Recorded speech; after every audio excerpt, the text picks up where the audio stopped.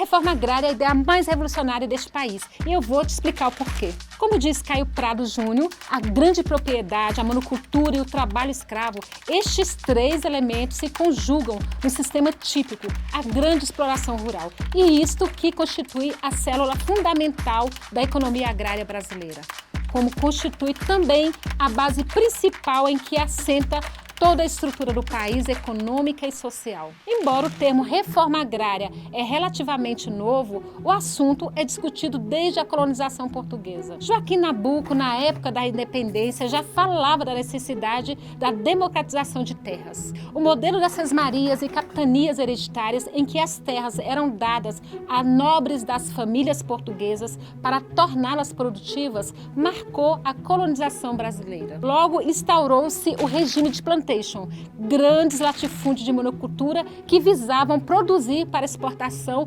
utilizando de mão de obra escrava. Isso rapidamente gerou uma elite agrária com recursos e uma grande massa de trabalhadores rurais sem acesso à terra. Com a proclamação da independência e a revogação imediata da Lei das Sesmarias, havia esperança de mais acesso à terra. Porém, em 1850 é promulgada a Lei de Terras, em que a única forma de obtenção de terras era pela compra junto ao governo.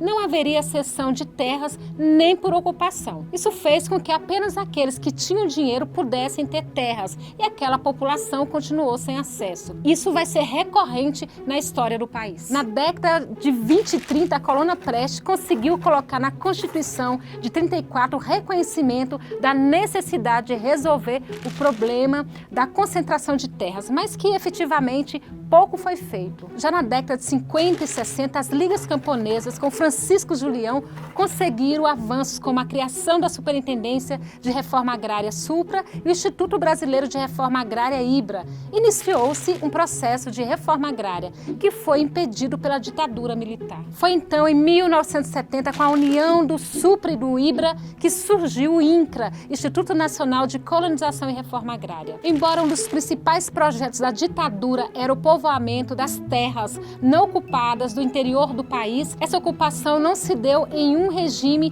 de concessão ou divisão, e sim de projetos agropecuários atraídos por incentivos fiscais para a ocupação da Amazônia, sem muita preocupação pelos territórios dos povos originários ou biodiversidade da região. Mesmo assim, no período militar, a luta no campo continuou. Os movimentos sociais e sindicais garantiram, junto à Constituição de 1988, a reforma agrária, assim como a função social da terra. Medidas para a maior distribuição das terras agrícolas do país vêm sendo feitas, apesar de muitos entraves desde então. O INCRA já implementou mais de 10 mil projetos de assentamento no país, no total de 74 milhões de hectares, beneficiando 934 mil famílias. O termo pode ter sido cunhado na década de 50, mas a reforma agrária é uma questão desde o Brasil colônia. Saber mais sobre a complexa história do tema é importante para você não cair em fake news e entender melhor a importância do INCRA. Sou Cláudia Farinha, superintendente do INCRA DF Entorno,